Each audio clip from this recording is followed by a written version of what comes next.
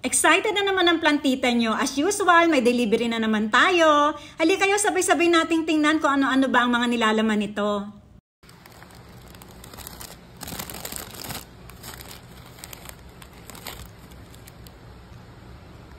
So, meron nga tayo ditong Anthurium cardboard. Tingnan nyo po ang lalaki ng mga dahon. Alam nyo ba, dati yung mga ganitong size, libuhan na to eh. Until bumaba na siya ng 700, 650, 500. So, ngayon, less than 500 na lang siya. At, mas malaki pa yung size. Ayan, kaya lang, may problema ako dito. Ayan o.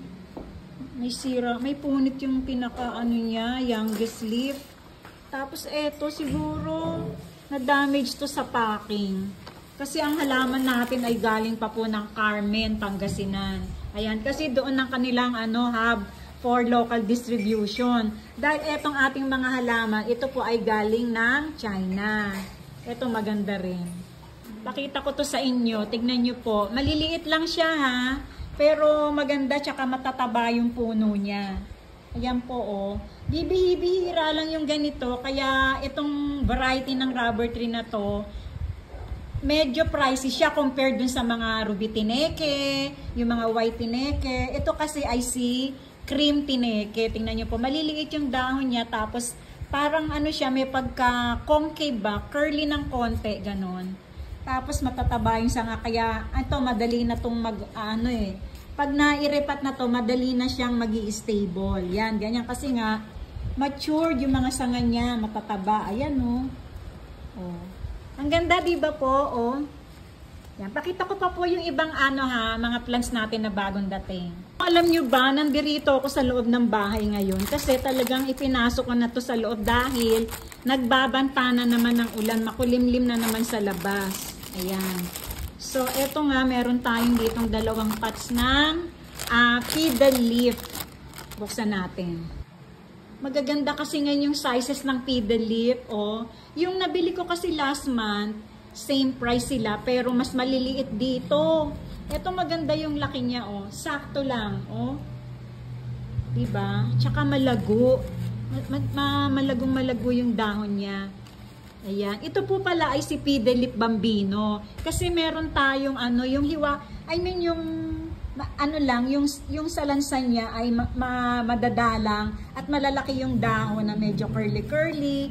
Yun naman po yung tinatawag nating Fiddle Leaf Classic, Lirata Classic. Ito naman ay Fiddle Leaf Bambino kasi yung kanyang dahon po ay masinsin. Ayan, maliliit at masisinsin. Yan. Ang ganda. Oh. Diba? Lalo na pag napalitan yung pot nito. Ayan. And lastly, meron po tayo ditong Philodendron Birkin. Tingnan nyo po naman kung gaano siya ka-lush. Oh. Ang ganda. Lush na lush. Oh, nakakatuwa. Uulitin ko po itong ating mga halaman. Ito po ay galing sa China.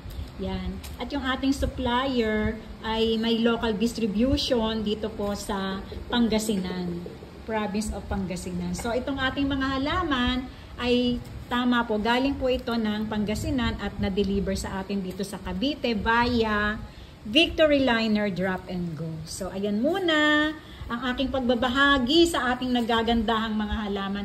Konti lang kasi napansin nyo, nung isang araw kasi may mga bagong orders din ako, diba? So ito, dagdag naman to. Kasi yung isang supplier ko, actually marami akong supplier.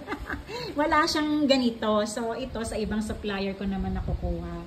So prepare ko muna ang ating pagre-repat, ang ating mga gagamitin. Maraming salamat pong muli sa inyong pagsubaybay. Ito po ang The Late Bloomer. Happy planting!